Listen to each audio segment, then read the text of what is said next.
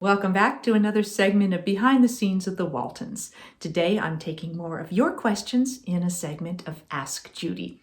If you have a question you'd like me to answer, please just put it in the comments below and I grab different questions from there to use here.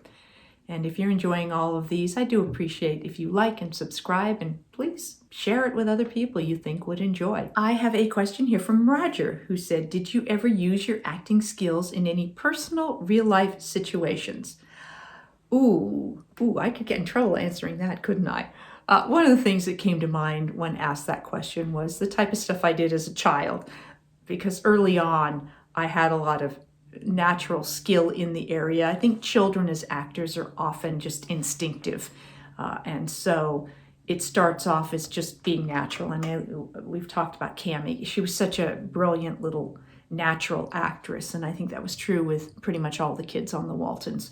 So I could cry from an early age, and it got used a lot in theater when people could find out I could do that, and then on the Waltons. But I was really good at, I don't want to go to school, and I have an earache. That was my go-to, an earache or a stomach ache, if I just wanted to stay home, play hooky, watch TV.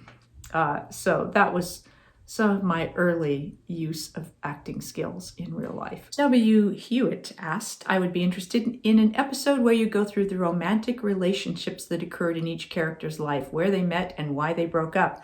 Wow, that would be interesting to do. I don't have all of that, but I can talk a bit about Mary Ellen's. My first boyfriend was G.W. Haynes. We met at school. He was my boyfriend for a few seasons, and then I sort of moved on from him. So we kind of broke up because I think I got interested in new boys. And then, of course, he became Erin's boyfriend. From there was the minstrel who I had a crush on, but that was not reciprocated. So that one didn't happen. Then there was the crush I had on the assistant director in The Abdication.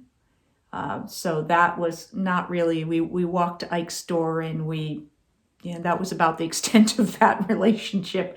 Erin had a lot more of the relationships than I did. And then there was David Spencer, who I met as a nurse, and because he was a doctor.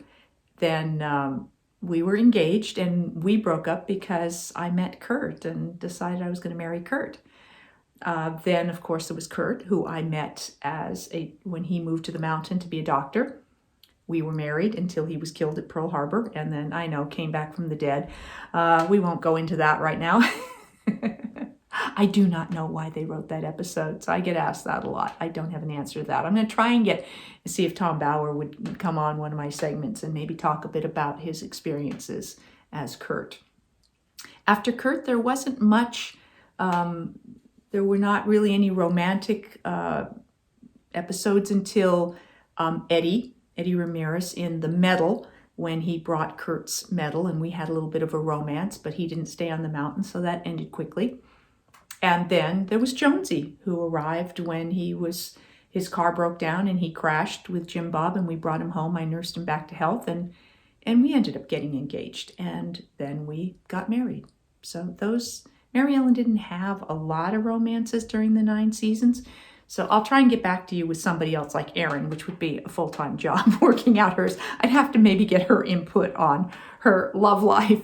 Cade asked, was Ike's General Store a real general store that people went in, or was it just used for the show or like a prop? So the exterior of Ike's store was on the back lot of Warner Brothers Studios, and it really was just a facade. There was barely even sides to it, and really kind of virtually nothing inside. And then the interior was on the soundstage 26 at Warner Brothers, where we also had all the interiors for the house set. Gully R., who was also an equestrian and a rider and a trainer of horses, was asking me about my riding. And she said, were you learning to ride during the Waltons? Yes, I did learn during that time. There was a wardrobe mistress on the show who had a horse and rode and had competed a lot, and she introduced me to riding and took me out to the stables where she rode, introduced me to her trainers, and that's when I started taking riding and jumping lessons. And she asked if anyone else from the show had any formal riding experience, and not that I know of in terms of the actual cast. Everybody else just was kind of winging it. Simon asked, he said the house interior sets look so authentic with dirty paintwork everywhere. Yeah, that was kind of cool. They always kind of aged things down and made them look really authentic. And then he said there are a few episodes with you walking on the roof of the house. Were there any safety precautions put in place? It looks like you were just up there on your own. I was just up there on my own, so no safety precautions there. And being 2 stories high, it was a little intimidating. I think I've mentioned in the episode the carnival when I was supposed to be tightrope walking on the roof of the barn. That was not me. That was a stunt double. So those were the safety precautions there. But for the most part, if you saw people up and around, it was really us doing it. Malcolm asked a couple questions. So this was about the behind the scenes of the making of, my behind the scenes. So he said, being a 2 segment a week schedule, as I do 2 segments for these each week, is it still challenging to fit in pre-production, collation, shooting, editing, post-production, and release with a constant 3-day deadline? Yeah, and it's particularly challenging when I'm traveling. So then I have to get ahead so that things can kind of stay on schedule. So I will try to shoot a number of segments, kind of like with talk shows or game shows where you'd shoot like 5 segments in a day. So I might shoot, 3 or 4 in a day, and then, try to get a little bit ahead so that things can roll out even while I'm out of town. There's still things I have to do, but the hardest thing to do while I'm away is the actual shooting. So I can still do some of the preparation and some of the post stuff. And then once it's kind of in my editor's hands, whether I'm around or not is less of an issue. Then he had another question. As someone who has been both in front and behind the cameras, do you miss the mechanical reality of yesteryear versus the virtual and compactness of today's filmmaking? There's pros and cons to both. When you look at something like the Waltons that was so beautifully shot and lit and on 35 millimeter film, it's so hard to get the quality of that with the whole digital age. You can look at things like the Waltons where, fortunately, we didn't have a lot of special effects, but things that might qualify as that didn't always look as realistic.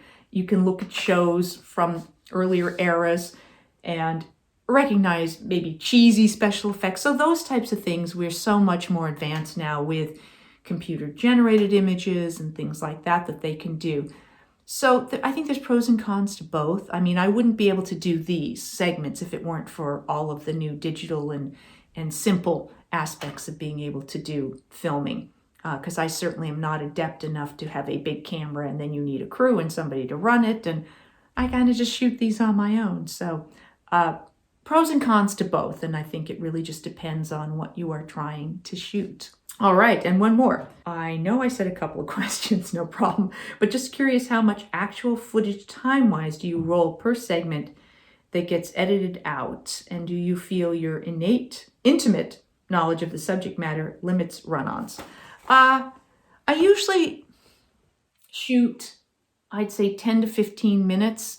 So I usually have a pretty good sense of how much time a segment's going to be. If things have run on a bit, I will often send a note to my editor and say, okay, I think this is a little long. Why don't you pick some things to edit down? When I am actually shooting, if I feel like I've gotten way off track, a lot of times I'll just stop, I'll delete that take, and I will start over. So it's less work for my editor. And that's kind of it. And sometimes if a segment is way too long, there's been times when I went, you know what, I'm going to make a 2-parter because there was just too much to talk about. And sometimes I do that with these Ask Judy segments. If there's been some set of questions or a particular question that I had a lot to say about, and I felt there was a lot of information that might be interesting to you, I might make it its own segment.